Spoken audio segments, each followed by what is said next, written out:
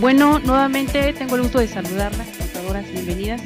Saludo con mucho gusto a las personas que nos ven a distancia en tiempo real. Bienvenidos, vamos a iniciar con el curso Los contratos relacionados en el ámbito fiscal, civiles, mercantiles y laborales. Tengo el gusto de presentarles al expositor, al doctor Alejandro Sánchez Rodríguez, es contador público por la Benemérita Universidad Autónoma de Puebla, licenciado en Derecho por la Universidad Popular Autónoma del Estado de Puebla, doctor en Ciencias de lo Fiscal por el Instituto de Especialización para Ejecutivos, cuenta con el diplomado en Impuestos y Aportaciones de Seguridad Social por la Universidad de las Américas, diplomado en Finanzas Corporativas por la Ibero, maestro en Derecho Fiscal por la Universidad Popular Autónoma del Estado de Puebla, maestro en Derecho Constitucional y Amparo por la misma universidad, socio de MG, centro especializado en asesoría, capacitación e investigación fiscal SC, asesor de diversas empresas, catedrático en la UAP, en la Facultad de Contaduría Pública,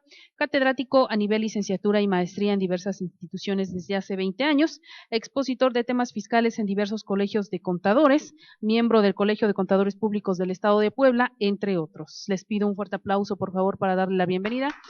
Doctor, bienvenido. Iniciamos.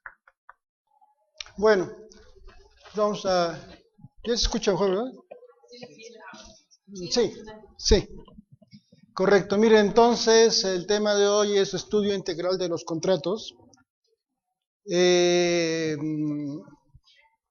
Están aquí, son 320 láminas en este material, ¿sí? Entonces siempre me gusta abarcar todo el material que tienen ustedes.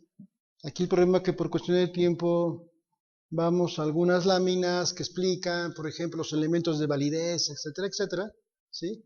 Que eso a lo mejor le vamos a dar el flachazo para detenernos en aquellos aspectos que sí son importantes conocer, sobre todo la relación que se da entre los contratos y el aspecto fiscal, ¿sí? Que hoy en día, con todo lo que estamos viviendo con nuestras autoridades fiscales, ¿sí? Entonces es prescindible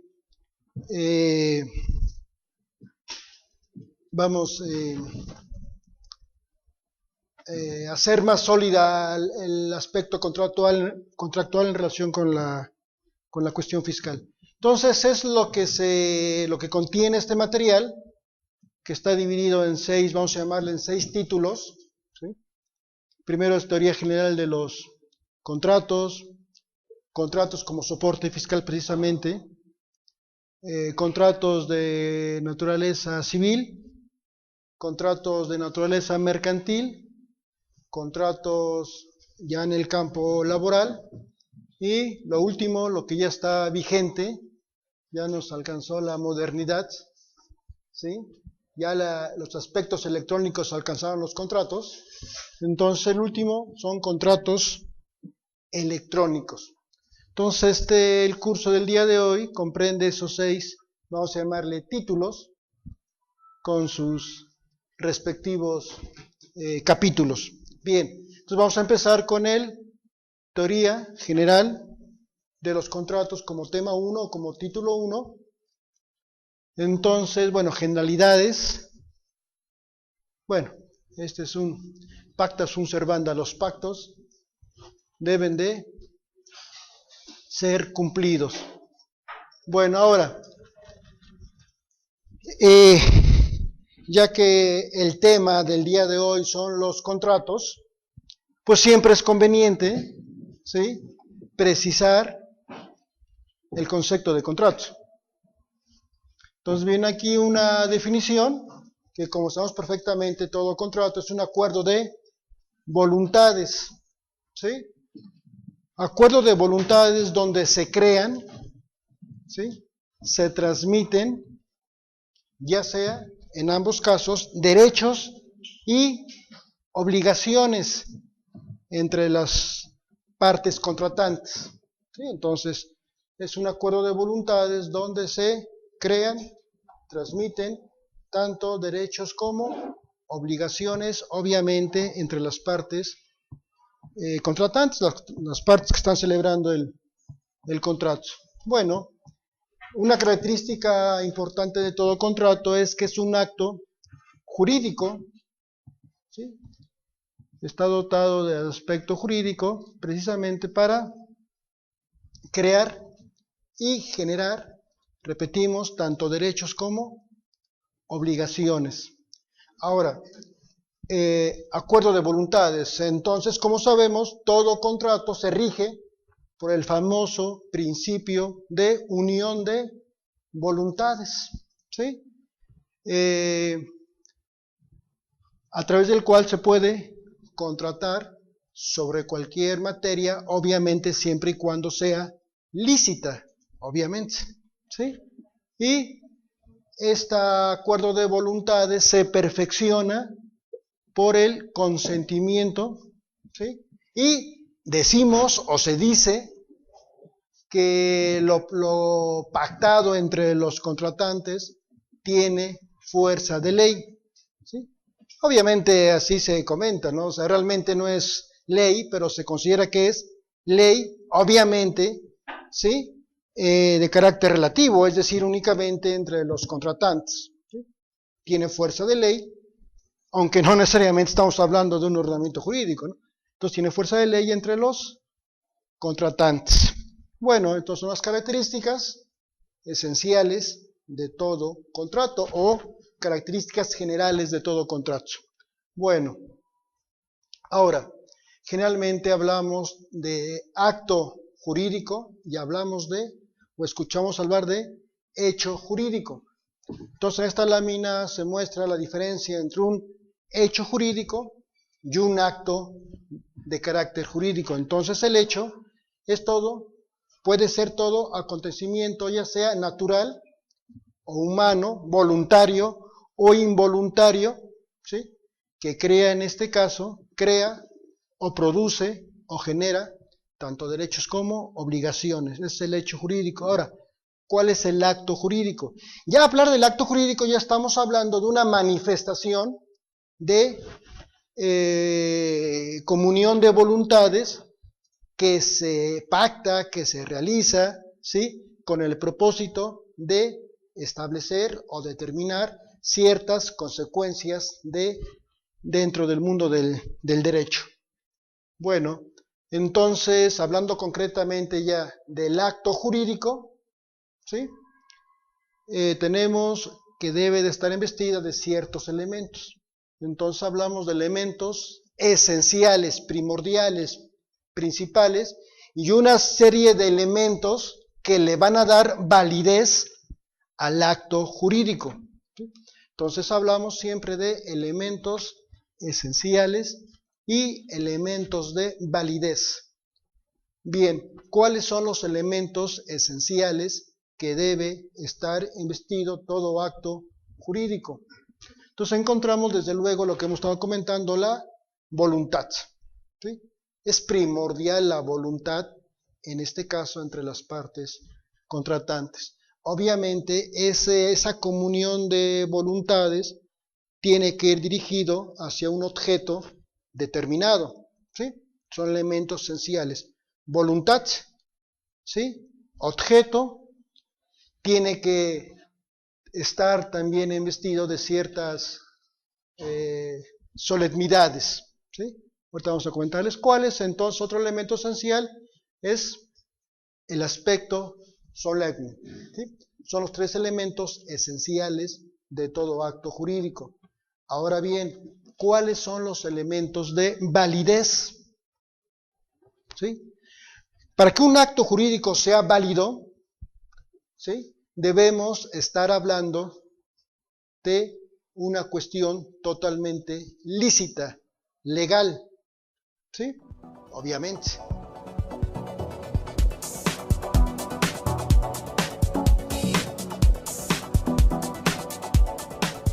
¿Qué otro elemento de validez?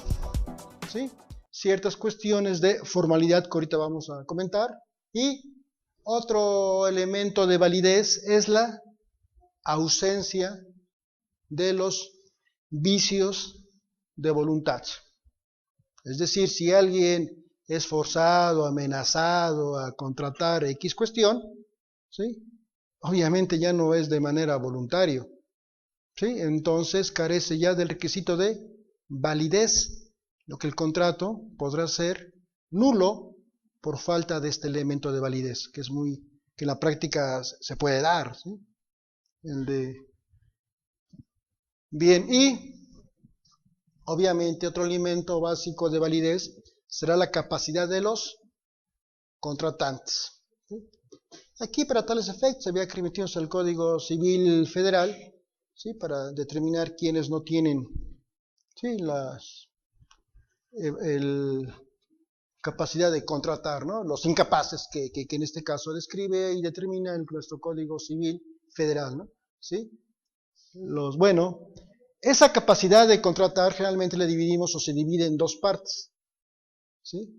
Capacidad de goce y capacidad de ejercicio. Todo esto con base en el Código Civil Federal. Bueno, ya tenemos los elementos esenciales y los elementos de validez que todo acto jurídico debe de poseer, ¿sí? Obviamente para que sea válido, para que sea legal. El federal.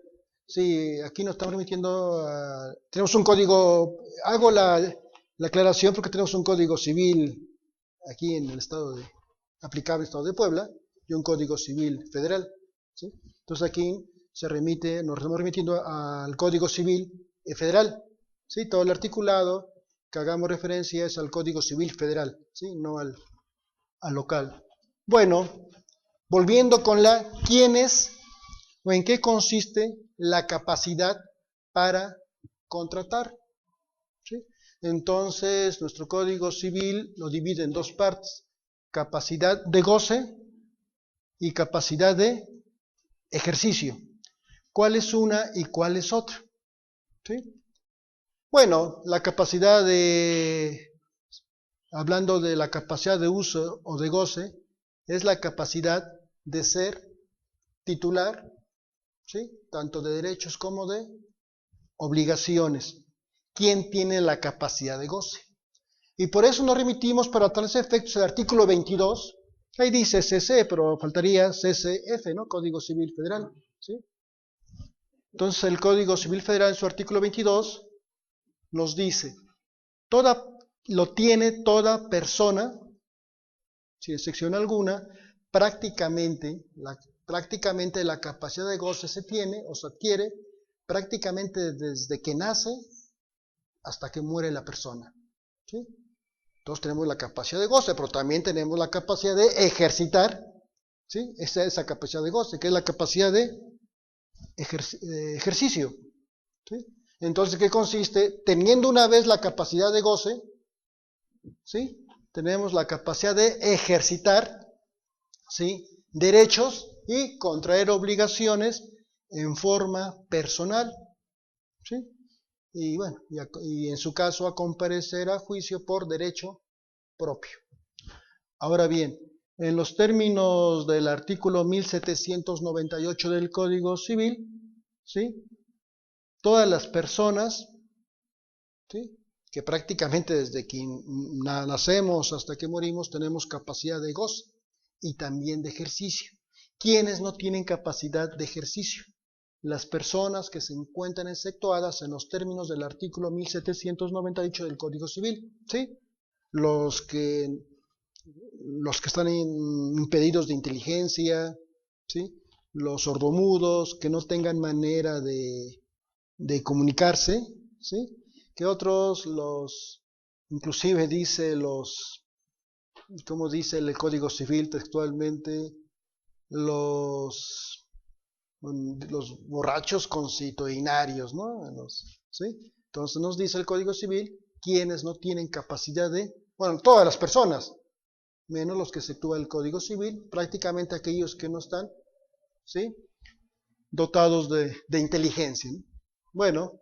Bueno, ahí dice, incapaces en los términos naturales o legales inclusive, ¿no? Bien, ahora, muchas veces confundimos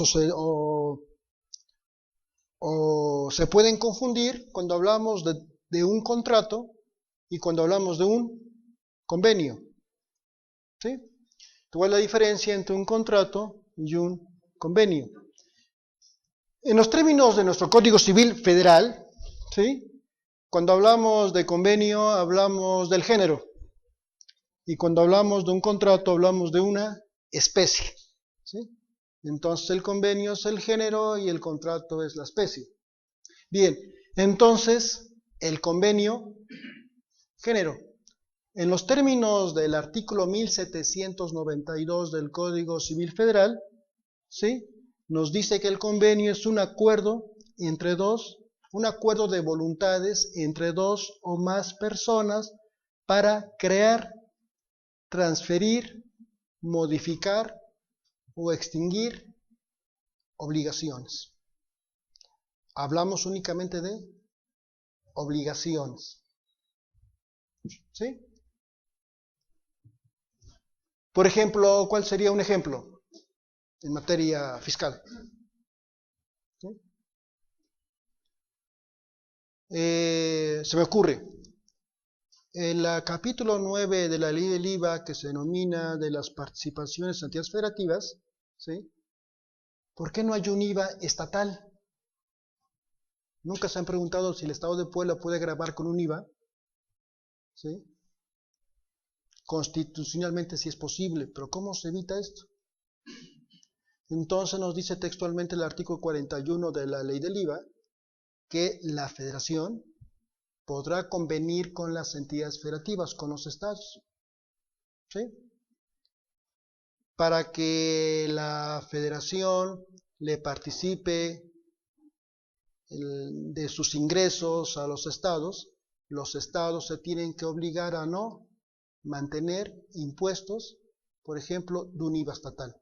Es un convenio, ¿sí? Es un convenio donde el Estado se obliga, ¿sí? Si quiere recibir participaciones del gobierno federal, el Estado se obliga a no crear una ley estatal que grave lo que grava el IVA, o sea, actos o actividades que grava el IVA, ¿no?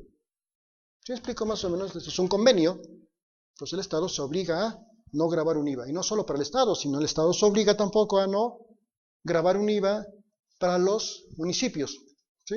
Los municipios no tienen potestad tributaria. Las leyes municipales, pues las emite, en este caso, la legislatura estatal, ¿no? El Congreso del Estado. Entonces es un convenio, únicamente hablamos de obligaciones. Y ya cuando hablamos del contrato, ¿sí? En los términos del artículo que sigue, es decir, 1793, son, como lo comentamos al principio, en la primera lámina, son acuerdos de voluntades donde se crean, transmiten, no solo obligaciones como en el caso del convenio, sino también derechos. Derechos y obligaciones. ¿Sí? Ese sería el contrato. Y el convenio prácticamente hablamos de obligaciones. ¿Sí explico la diferencia que nos da el propio Código Civil Federal? 1792 para uno, 1793 para el otro. ¿Sí? Bueno, bien, ahora, ya hablando concretamente, vamos a dejar a un lado los convenios, ¿sí? Para concretarnos al tema del día de hoy, que son los contratos, ¿sí? Entonces, principios que rigen a los contratos, todo tipo de contratos, ¿sí? Entonces tenemos el principio de buena fe, que lo podemos subdividir. Más adelante en las láminas se va haciendo referencia a cada uno de ellos, ¿no? Cuando hablamos que es general, cuando hablamos que es contractual y cuando hablamos en los casos que sea registral. ¿Qué otro principio rige el contrato? El de la posibilidad, ¿sí? Primero que sea física. ¿A qué se refiere? Pues yo como persona, yo no puedo contratar con alguien que me exige trabajar 23 horas diarias. No sería posible, físicamente hablando, ¿no? ¿Sí? Jurídicamente hablando, pues podemos encontrar muchos ejemplos del cual no sería, ¿sí?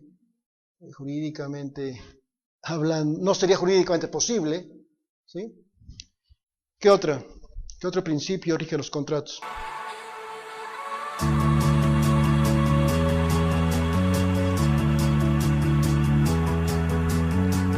igualdad, bueno, dentro de la posibilidad hablamos de cuestiones físicas, jurídicas, morales y buenas costumbres, ¿no? ¿Sí? En un contrato no se le puede exigir a una persona que vaya desnudo a trabajar. Si entra a trabajar, pues tiene que ir desnudo, ¿no? Pues obviamente atentaría contra la moral y buenas costumbres, no sería algo factible, ¿no? No sería algo posible. ¿Qué otros elementos? Obviamente igualdad y justicia, y en su caso interés social. Ahorita en estas láminas dice, bueno, ¿en qué consiste la buena fe? Ya que estamos diciendo que la buena fe, como principio que rige los contratos, a su vez la subdividimos en general, contractual y registral. ¿Qué es eso? Entonces, en la siguiente lámina se especifica esos tres, ¿sí?, conceptos que pertenecen a la buena fe como principio que rige o que debe regir a todos los contratos.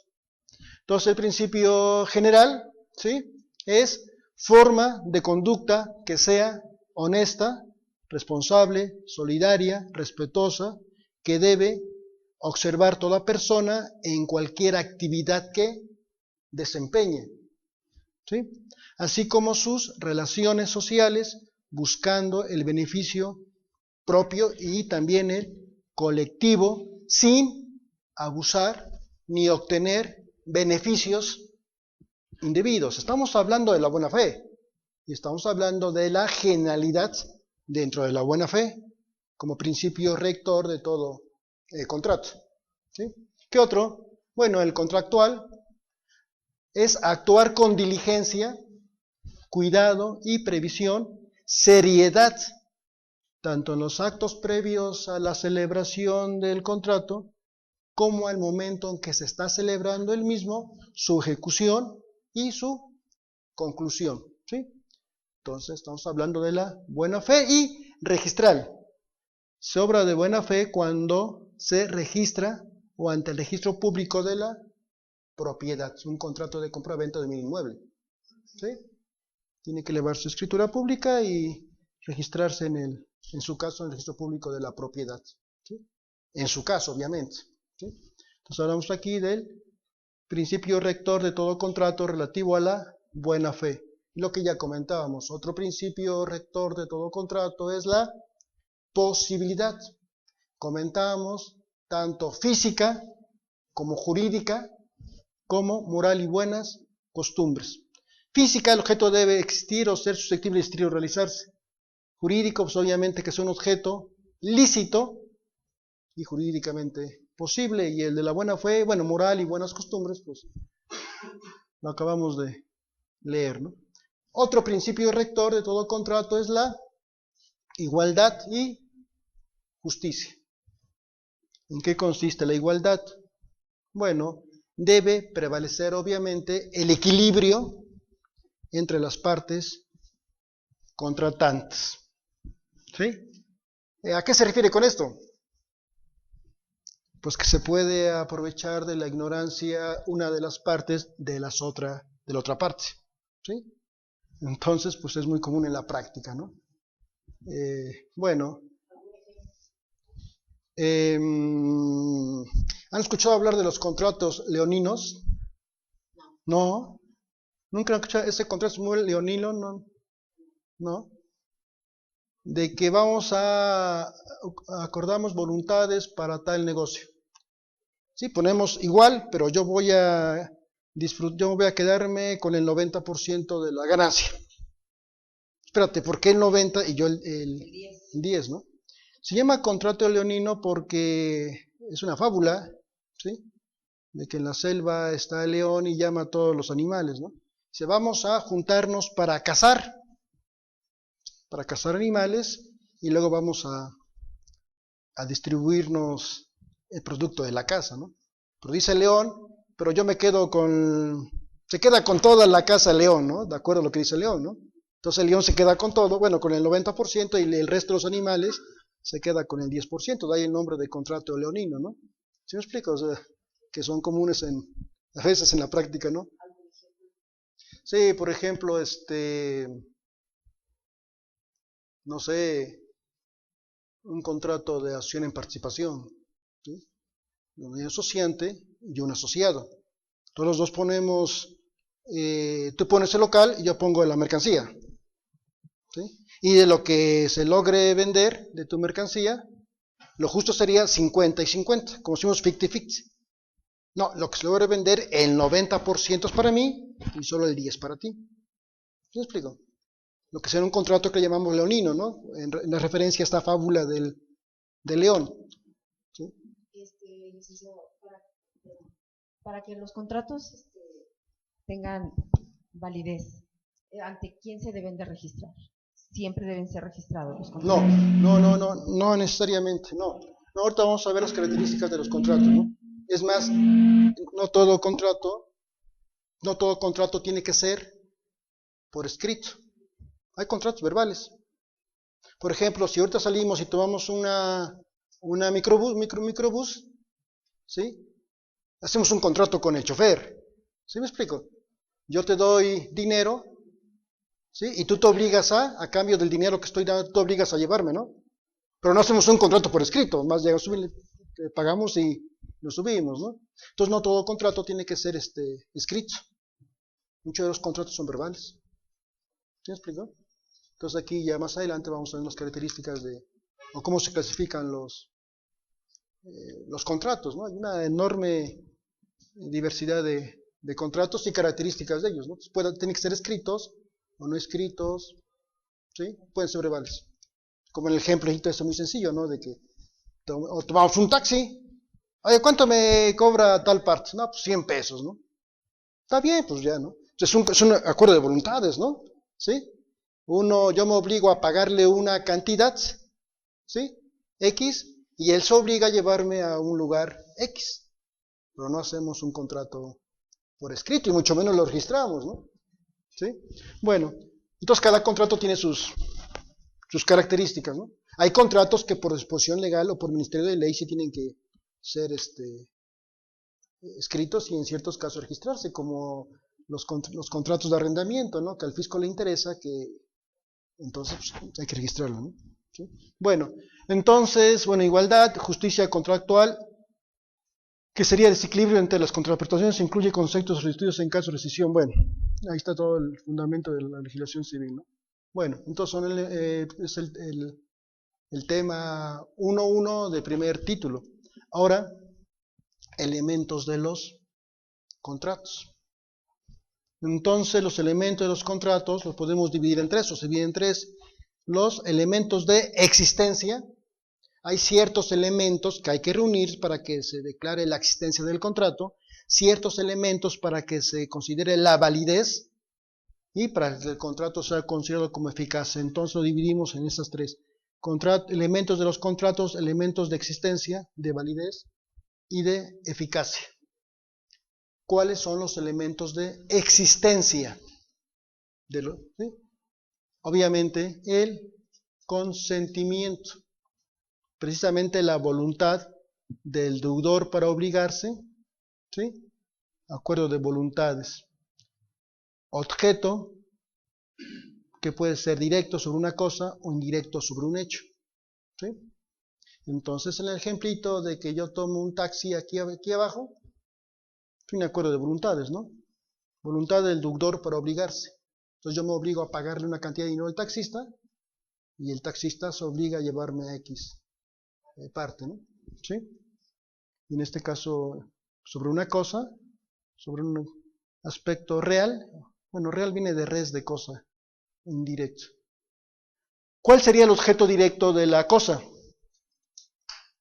Obviamente que debe de existir o cosas futuras, salvo que, hipotecas, herencias, donaciones, etcétera, ¿no? O sea, yo no puedo contratar sobre una donación que puede recibir o que no puede recibir, es una contingencia, que no necesariamente se tiene que dar, ¿no?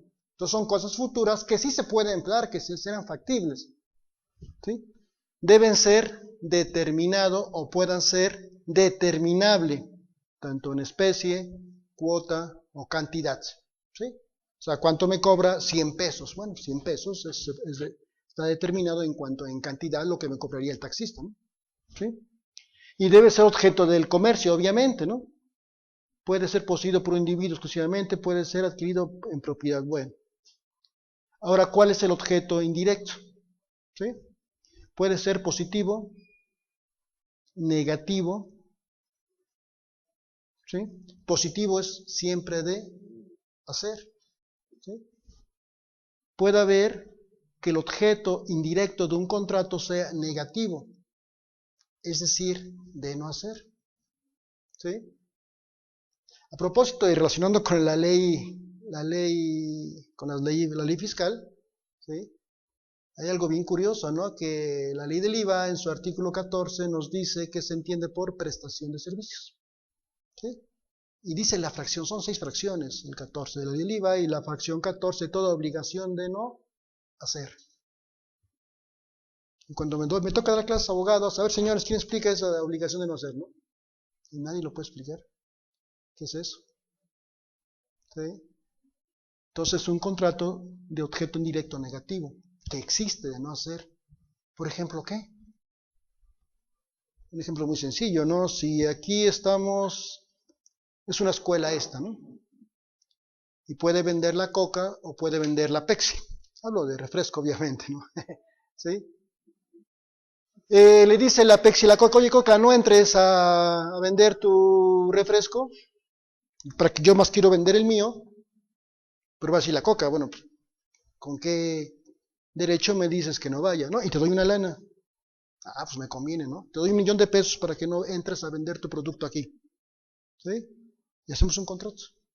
¿Sí explico? Entonces, uno de los contratantes obliga a pagar una cantidad determinada. Te doy $1,000,000 a cambio de que tú te obligues a... O sea, hay derechos y obligaciones, un contrato. ¿Sí? ¿Cuál es el derecho de percibir $1,000,000 por mi cuenta? Es el derecho que tienes. ¿Sí? Y la obligación es que no vas a vender tu producto aquí en esta universidad. ¿Sí me explico? Entonces, un contrato de objeto indirecto negativo, no hacer. Ah, y la ley del IVA dice que se considera prestación de servicios. O sea, ese millón causa IVA.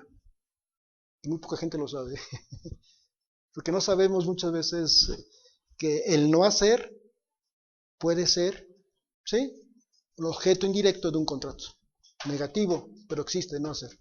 Y el positivo, pues obviamente es el que mayor existe en la práctica, ¿no? Yo te doy tanto dinero con tal de que tú vengas y me des un curso. Entonces te obligas a hacer, ¿no? ¿Sí? ¿Sí me explico? ¿Cuál sería el positivo y el negativo, ¿no? ¿Sí? Ahora bien, obviamente que el objeto debe ser posible, ¿sí? Tanto natural como jurídicamente. Y obviamente debe ser ¿qué? Pues lícito, ¿no? ¿Sí? Legalmente posible, conforme a las leyes y a las buenas costumbres, obviamente, ¿no? ¿Sí? Entonces es el objeto indirecto. Ahora, otro elemento, validez, que son muy importantes, ¿no? Ya platicamos del cual, del de la capacidad, ¿sí? Ya sea hablamos de, bueno, no, nosotros no, el Código Civil habla de 2 tipos de capacidad. Capacidad de goce y capacidad de ejercicio. Entonces, la tiene toda persona desde su concepción hasta su muerte, en los términos del artículo 22 del Código Civil Federal. ¿Sí? Ahora, ¿cuál es la capacidad de ejercicio?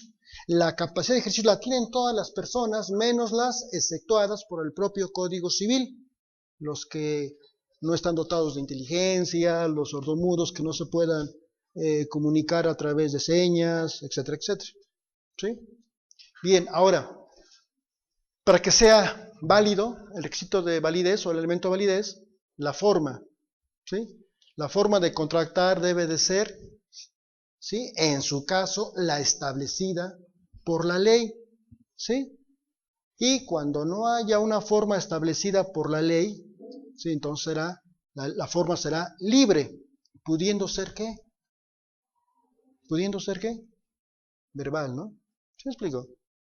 Entonces la ley, si yo, el mismo ejemplo, si tomo el taxista aquí abajo, pues la ley no me dice una forma específica de cómo hacer el contrato. En ciertos casos sí, pero cuando hay una forma puede ser inclusive verbal. Como todos los días estamos haciendo contratos verbales cuando tomamos un taxi, cuando, no sé, el ejemplo más común, no, tomamos una micro, ¿no? ¿Sí? o vamos a comprar la computadora, ¿sí? Yo me obligo a entregarle la computadora y usted se obliga a darme 10,000 pesos. No hacemos un contrato. Bueno, sí es un contrato, estamos uniendo voluntades, ¿no? Derechos y obligaciones. El derecho es el derecho a que me dé la máquina. ¿Y cuál es la obligación? Pues de pagarle 10,000 pesos al vendedor, ¿no? Bueno, a la tienda. ¿Sí me explico? Entonces, repetimos, la forma es la establecida por la ley, pero cuando no haya forma, es libre la forma, pudiendo ser inclusive verbal, en contrato o por medio de escritura pública, como sería la compraventa de un bien inmueble. ¿Sí? Bien, obviamente que para que el contrato, ¿sí?, reúna el requisito o elemento de validez, para que sea válido, no debe de haber ¿qué? Pues error, dolo, violencia o lesión, ¿no? ¿Sí? Si hubiera un vicio, ya sea de violencia, obviamente el contrato carecería de ese elemento y por lo tanto no sería válido, ¿no? ¿Sí? Y el objeto obviamente, el objeto del contrato debe de ser obviamente lícito. ¿Sí me explico? O sea, ¿qué pasaría si compra la computadora pero robada? Obviamente, y apareciera el dueño legítimo. Oye, es que yo la compré y hay un contrato. No, sí, pero ese no era lícito, estás comprando mercancía robada. Y obviamente ese contrato no sería válido. Obviamente, ¿sí? Carece de ese elemento que es precisamente, bueno, hay un vicio, ¿sí? Y si hay vicio, entonces ya no es válido, pero para que sea válido el contrato, debe de haber ausencia de vicios, como cuáles, como el dolo, el error, la violencia, y en su caso el objeto, ¿no? Que tiene que ser lícito. Ahora, ¿cuál es el otro elemento referente a la eficacia del contrato? Obviamente el consentimiento, ¿no? Para que sea eficaz debe de prevalecer la voluntad de los contratantes, ¿no? Y bueno, y repetimos en decir que debe estar ausente de vicios de consentimiento, como puede ser el error, ¿sí? Obligar al contratante a través de la fuerza o la violencia, o el dolo, ¿no? Con toda la intención del mundo, ¿sí? Pues forzar al otro a que consienta, ¿no? Para que sea eficaz en relación con el objeto, todas las cosas que no estén fuera del comercio, ¿sí? Entonces, para que sea eficaz debe tratarse de cosas que no estén fuera del comercio y todos los servicios lícitos, ¿no?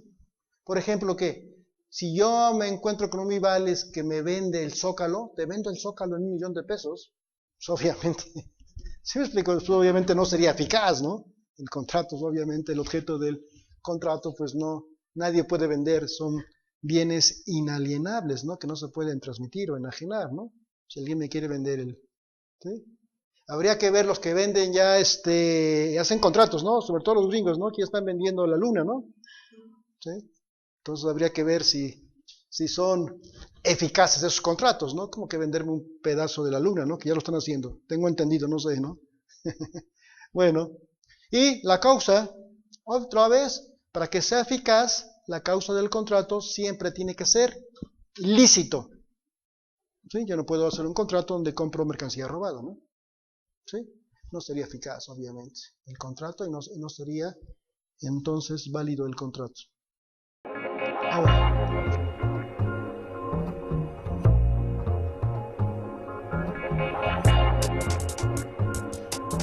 el consentimiento es imperfecto cuando ha sido dado por error, consentimiento por violencia o sorprendido con dolo. Obviamente, ¿no? ¿Sí? Véndeme tu rancho, ¿no? Te vendo, como las películas, ¿no? Ah, no me vendes, entonces voy y secuestro a tu hijo para que me firmes el contrato, ¿no? ¿Sí? Entonces, obviamente, pues, no habría, o mejor dicho, habría un consentimiento, pero este sería imperfecto.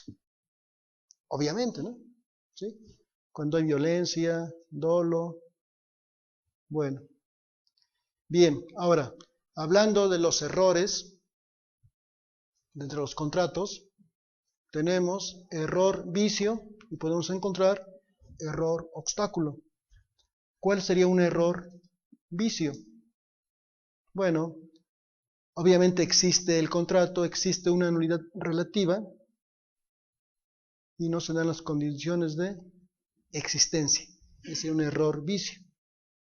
Y un error obstáculo, pues para empezar, la inexistencia del contrato. ¿Sí? No se dan los requisitos de validez del acto jurídico que acabamos de comentar. ¿Sí? Y cuando recae sobre la existencia del objeto, la identidad del objeto y la naturaleza misma del contrato. Bueno, sería un error.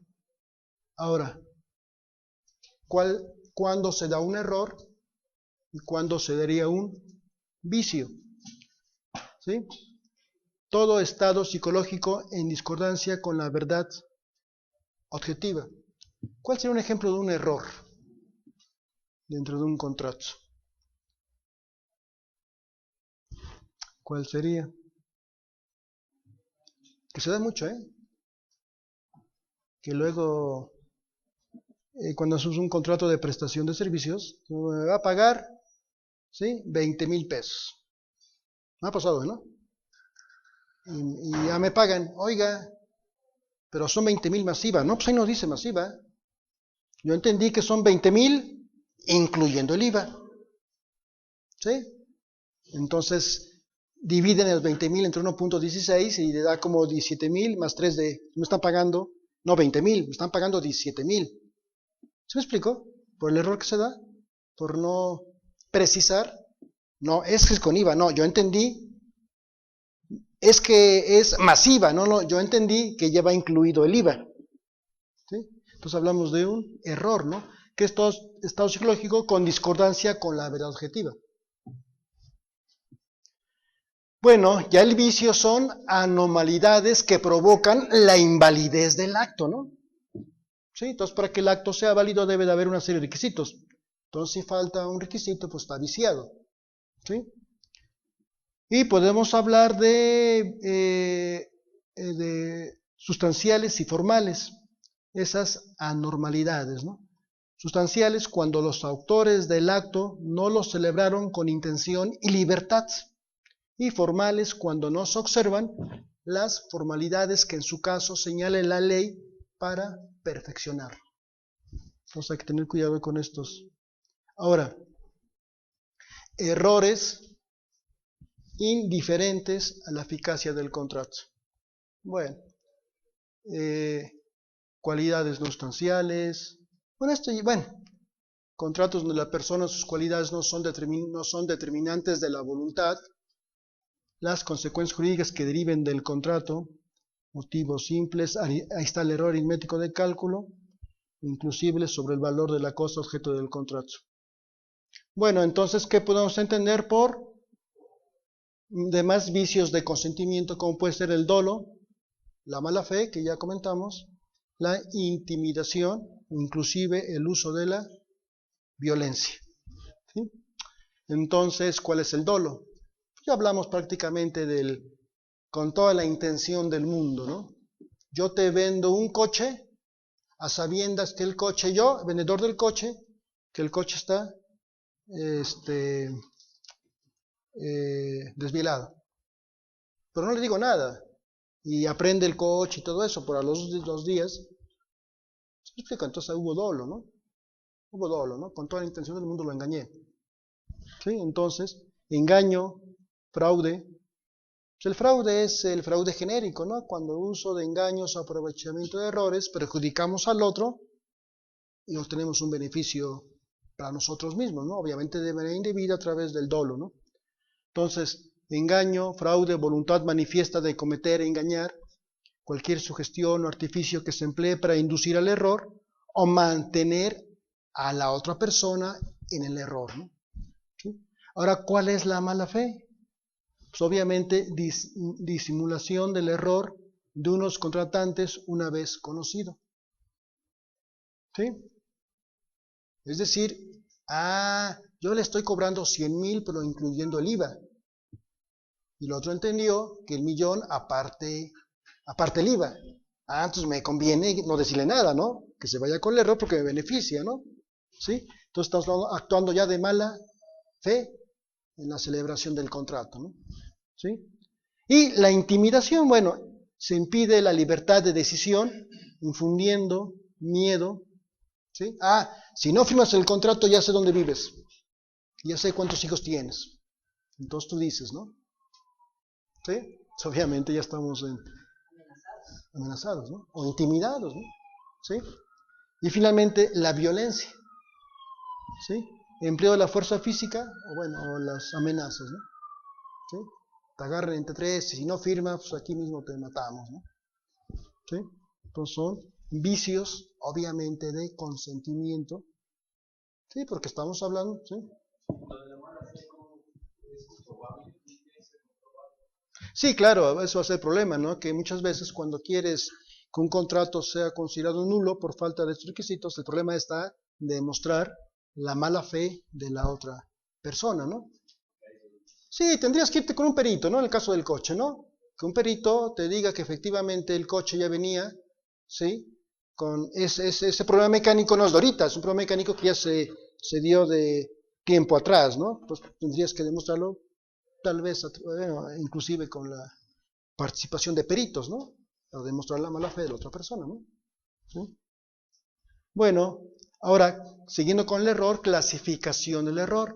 Puede haber error tanto de derecho como error de hecho.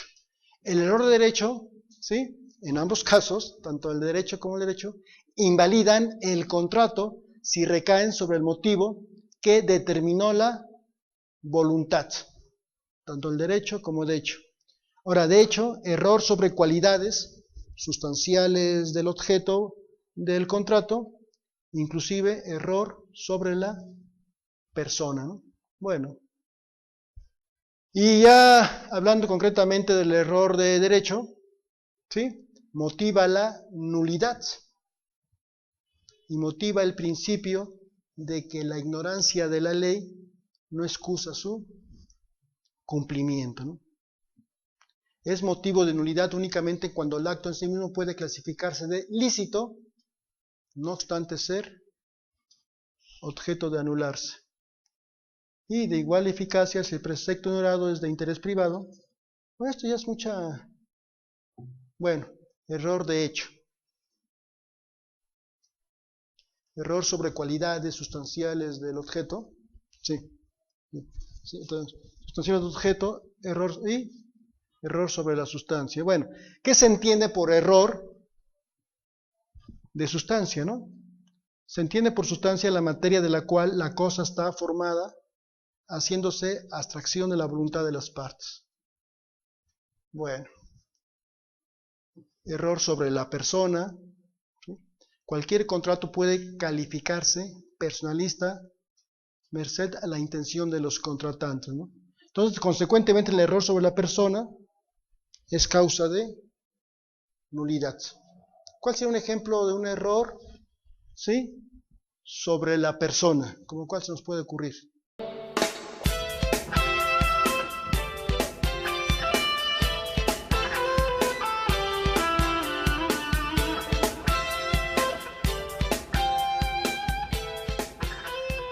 Cualidades de la persona,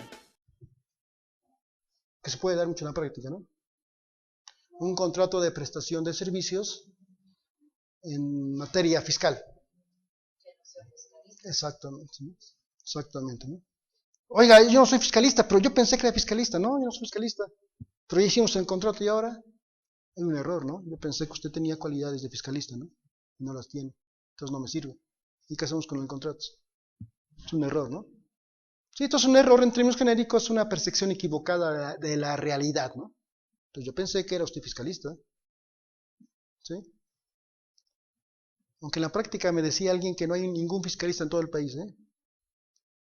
Dice, para ser fiscalista debemos de conocer 200 leyes. ¿Tú las conoces, no? Sí, es cierto. Ahora para ser fiscalista hay que conocer, inclusive hay que ser ingeniero de sistemas, ¿no? Con todo lo que estamos viviendo ahorita, ¿no? ¿No? Conocer la ley general de sus mercantiles, conocer la ley federal del trabajo, conocer el código de comercio, ¿sí? Sí, sí. Sobre todo en materia fiscal, ¿no? Que la ley ya no sirve para nada. Ahora la ley ya no sirve, ahora lo que rige son las resolución miscelánea. Sí, es lo que prácticamente rige. La ley dice una cosa, o la ley dice, ¿no? Esto se hará conforme lo diga el SAT mediante regla general. Esto se hará, sí, con las reformas que se publicaron en diciembre, sí, tiro por viaje, y vemos el código. ¿Y cómo haces esto? Ah, como lo diga el SAT. Oye, ¿y esto cómo lo hacemos? Ah, no sé, como diga el SAT. Entonces pues ellos dicen prácticamente cómo, ¿no? ¿Sí? Y precisamente cuando el viernes pasado se publicó la segunda resolución, que ya la vieron el bochezote, que hay que poner a estudiar, tan solo con la contabilidad electrónica, ¿no? No da tiempo, ¿no? Entonces por eso es el comentario de que no hay fiscalista ¿no? ¿Sí? Y a lo mejor este señor creo decía que tiene razón, ¿no? Porque hay que conocer el Código Civil, la Ley de Bienes Mercantiles, la Ley de Títulos de Operaciones de Crédito, ¿sí? Entonces la Ley de Actividades Auxiliares de Crédito se convierte en un relajo, ¿no? Bueno, error de hecho. Bueno, ya lo comentaba, es que aquí se repitieron creo que se repitieron estas láminas, sí. Bueno, ineficacia o invalidez del contrato. Causas de ineficacias a la celebración del contrato. Sí, aquí no tenemos que remitirnos propiamente al artículo 2224, 2225 y nulidad relativa que establece el 2226 del Código Civil Federal. Ahorita vamos a verlos. Y causas de ineficiencia posteriores que se pueden dar posteriores a la celebración del contrato. Ahora, más adelante vienen los artículos. Bueno, aquí viene, a ver, nos rezamos. Inexistencia como causa de ineficacia en la celebración del contrato, ¿sí? Entonces nos dice el artículo 2224, causales de inexistencia en los contratos, dice, falta de consentimiento. Entonces no es eficaz el contrato cuando hay falta de consentimiento, obviamente. Cuando hay falta de objeto. ¿Cuál sería la falta de objeto? Si yo bajo al taxista, tome 100 pesos, bueno, ¿para qué me da 100 pesos? Debe de haber un sentido, ¿no? Me da 100 pesos para llevarme a X lugar, ¿no? Entonces no hay un objeto del contrato. Entonces sería ineficaz el contrato. Y por tanto sería nulo el contrato. ¿Sí? ¿Qué otro? No, obviamente no hay contrato, ni verbal ni escrito. ¿Sí? Y por lo tanto no produce, ya estamos hablando, las causas es falta de contrato, falta de consentimiento, en su caso de objeto y en su caso de ciertas cuestiones solemnes, ¿no? Ahora, hablando de los efectos, ¿cuál sería? El contrato no surte efectos cuando no hay precisamente qué, para empezar no hay acuerdo de voluntades, no hay comunión de voluntades, no hay contrato, ¿no? Entonces no tendría efectos, ¿no? Y por lo tanto sería inexistente. Sí, en los términos aquí estoy hablando ya de la ley, en los términos del 2224 del Código Civil, ¿sí? Entonces, no hay efecto cuando no hay contrato y, bueno, no hay contrato no produce efectos, ¿sí? Cuando sea inconfirmable y imprescriptible. Y la acción de inexistencia puede ser invocada inclusive por un tercero, ¿sí? Inclusive declarada por un juez, o se ejercita por vía de excepción. ¿Sí se entiende cuando hablamos de vía de excepción? ¿No? Bueno, pero aquí no, todos son contadores, ¿verdad? Sí. Bueno, generalmente cuando hay una demanda, ¿sí? La parte demandada se le llama también la parte actora, ¿sí? Entonces la parte actora es la que inicia una acción. Yo demando a X persona, yo soy la parte actora. Pero la parte demandada a su vez puede argumentar, ¿sí? Echando atrás mi acción.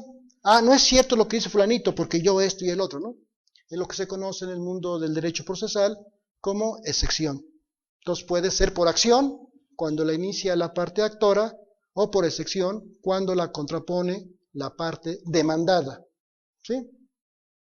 Entonces, bueno, ahora, problemática existe de hecho, bueno, y produce efectos de hecho. Bueno, ahora, hablando del artículo 2225 del Código Civil Federal, cuando un contrato habría nulidad.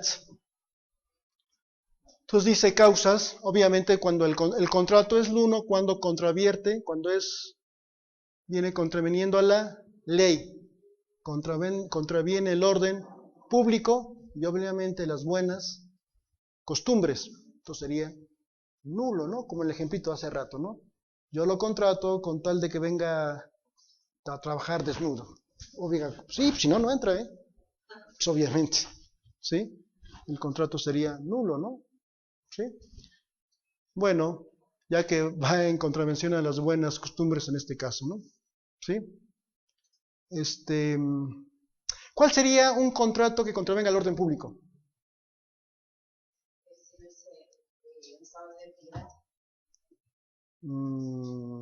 Por el orden público,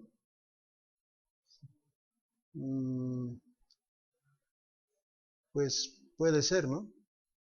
Todo aquello que el objeto sea y que altere el orden público, ¿sí? No sé, el de contratar a una agencia de publicidad, que usted me va a hacer publicidad, pero va a andar con unas bocinas poderosas haciendo escándalo a las 12 del día en el Zócalo, ¿no? Pues obviamente alteraría, no sé, el tráfico, no sé, todo aquello, ¿no? Entonces obviamente sería nulo el contrato, ¿no? En ese caso, ¿no? Entonces, efectos. Bueno, tendría en su caso efectos provisionales, inconfirmable, lo parecido al anterior, ¿no? El anterior, imprescriptible. La acción de nulidad absoluta puede ser invocada por un tercero, decretada por un juez, también se ejercita por vía de sección. Y la problemática produce los mismos efectos de la inexistencia del artículo anterior, y en su caso hasta la jurisprudencia, ¿no? Ahora, ¿cuál es la nulidad relativa que hace mención en el artículo 2224? Pues tenemos las causas, ¿sí? Que es falta de forma del contrato que haría la unidad relativa en los términos del artículo 1832 a 1834 del Código Civil, ¿sí? Que pues son las consensuales, las formales, las reales, las solemnes, error de nulidad, de hecho, de derecho, dolo y mala fe también sería nulidad relativa en su caso, ¿sí? Determinación de voluntad, daño importante, intencional, violencia, que ya comentamos, física, moral, ¿sí? Temor reverencial y renuncia a la violencia. Y efecto, el efecto puede ser provisionales, confirmables, prescriptibles. Bueno, aquí aquí a su vez se ejercita por vía de acción, ¿no?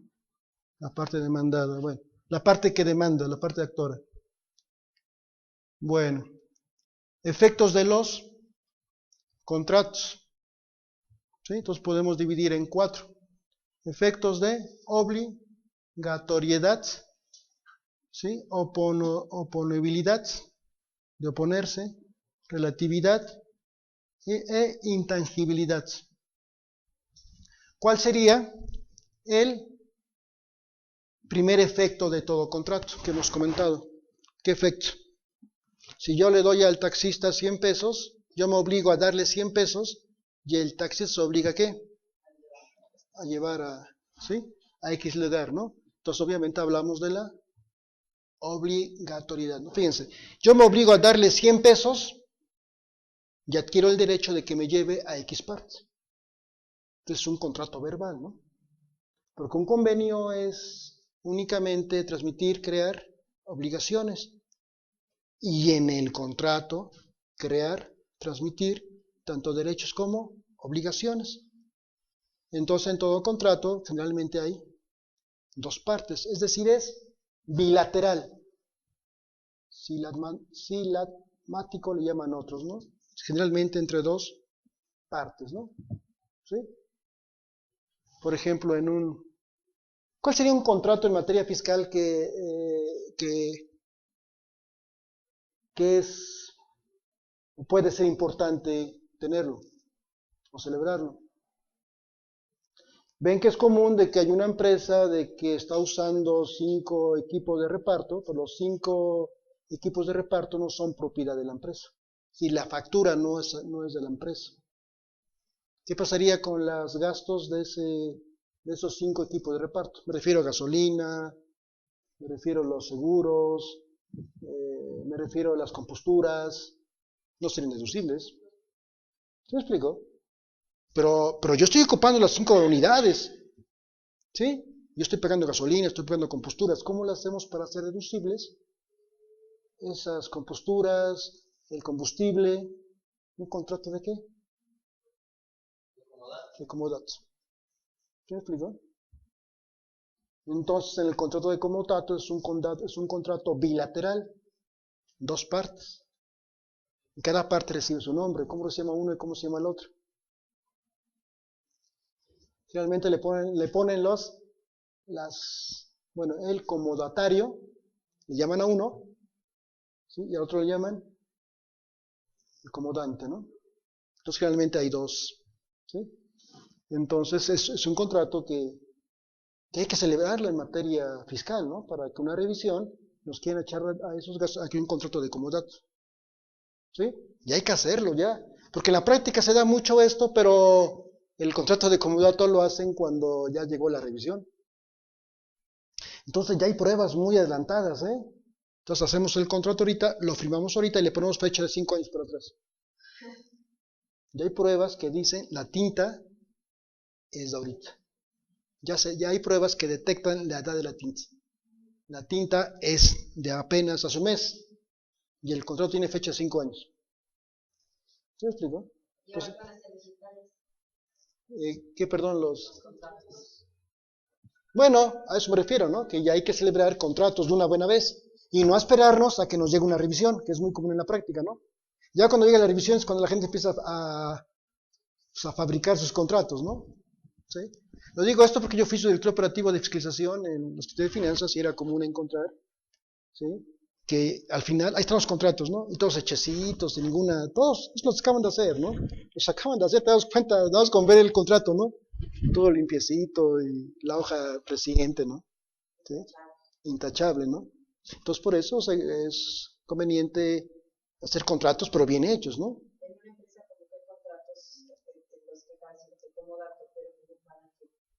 Alguien tiene una camioneta, ¿no? Es del esposo, y el estado de arte es el esposo. Entonces la esposa le exactamente, un contrato de comodato con el esposo. Es un contrato donde alguien se obliga a dar la cosa, es un contrato real que va sobre una cosa. Yo te doy la cosa. ¿Y el otro a qué se compromete? A cuidar la cosa, a darle mantenimiento a la cosa y regresarme la cosa de un tiempo determinado en las condiciones en que le entregue la cosa, ¿no? Sería reducido, por supuesto, la gasolina y el mantenimiento que se le da. Tendría la autoridad todavía que hacer definirse efectivamente, ¿no? Porque la ley dice, no son deducibles todos los gastos que originen aquellas inversiones que a su vez no sean deducibles. Entonces, si el coche es de mi esposa, pues de entrada no es deducible para mí porque yo no hice la inversión. O sea, no obliga a la autoridad, pero sería un elemento importante para que la autoridad nos considere, ¿sí? Ya si no quiere, pues habría que irse a un juicio. Ya en un juicio ya es muy probable que nos den la razón por gastos, y si exhibo el contrato de comodato, como prueba. ¿Sí me explico? Pero hecho cuando tuvo que haberse hecho, no cuando llega la autoridad, ¿no? Entonces, ¿cuál es la finalidad del contrato de comodato? Eso, de que las erogaciones de la inversión que no es de la empresa, los gastos que originen la inversión, sean deducibles. ¿Sí me explico? Porque se da mucho en la práctica, ¿no? Oiga, tengo un coche que es de mi esposa y es el que utilizamos y queremos deducible la combustible, va a llegar la autoridad. Oiga, si no tiene usted activo fijo, ¿cómo está deduciendo gasolina? Aquí está un contrato de comodatos. ¿Sí? Que en la práctica lo hacen mucho, pero lo hacen al momento que llega la autoridad, ¿no? ¿Sí me explico? Entonces el curso es para ese tipo de contratos hacerlos antes de que llegue cualquier autoridad, ¿no? ¿Sí? Precisamente en este material viene cómo se tienen elaborado las partes de un contrato, cómo se elabora un contrato, las cláusulas, ¿sí? Que debe venir todo contrato, etcétera, etcétera, ¿no? Me estoy adelantando un poquito, para poner un poquito de interés, porque esto como que es un poquito aburrido, tedioso, ¿no? Sí, realmente bueno, yo quise comentar porque son 300 láminas, pero tampoco se me hizo correcto. A ver, señores, esto lo estudian en su casa, ¿no? Sí, yo creo que sí. Que lo estudiamos en casa. sí, ¿verdad? Sí, porque me recomendaba, que me recomendaban aquí que luego hay participantes que se molestan un poquito porque dicen, a ver, este material te lo puedes llevar a tu casa. Oiga, pero yo lo quiero ver todo, ¿no? Entonces siempre hay discrepancia, ¿no? Por eso, sí. En relación a los contratos temporales, ¿son válidos fiscalmente? Hasta donde yo tengo entendido, pierden validez fiscalmente. Sí. Es más recomendable hacer un contrato de renta, en este caso, por ejemplo, el ejemplo del agua. Perdón. ¿Ya le puedo avanzar? A ver, un contrato de arrendamiento. Es más válido fiscalmente, porque hasta donde tengo entendido y he escuchado que los contratos como datos ya fiscalmente ya no son válidos. Los vota la autoridad Sí. precisamente en donde establece que ya los gastos pues no son deducibles, ¿no? No, sí, claro, es lo que comentaba, que este contrato no obliga necesariamente a la autoridad, ¿sí? Pero es un elemento importante que la autoridad debe de tomar en cuenta, ¿no? Para hacer ahorita, por ejemplo, ya saben ustedes, son los acuerdos conclusivos, ¿sí? Donde el particular puede acercarse de manera económica a la autoridad a través de la PRODECON, ¿sí? Oye, autoridad, hazme bueno estas deducciones porque tengo mi contrato de comodato, ¿no? Y si me los das por bueno, entonces yo puedo ya llegar a un acuerdo, ¿no? O sea, no necesariamente el contrato obliga a la autoridad, porque estrictamente hablando, volviendo a lo que dice la ley de renta, ¿sí? Me refiero en este caso concretamente al artículo 28 vigente, en su fracción 2, que no son deducibles los gastos de inversiones que a su vez no sean deducibles. Pero en la práctica se da mucho, ¿no? De que utilicemos coches que no son de la empresa y que la empresa está pagando el combustible, reparaciones. Entonces, sí sería, claro, no obliga a la autoridad, pero sería un elemento que mostrará a la autoridad para que me haga la deducibilidad de esos gastos, ¿no? Porque realmente la erogación se hizo de fondo, ¿no? Faltaría la forma, ¿no? Ya si la ley o la autoridad no lo considera, bueno, sería un elemento que podríamos hacer valer a través de como prueba, ofreciendo como prueba este contrato de comodato, ya en un juicio de nulidad, ¿no?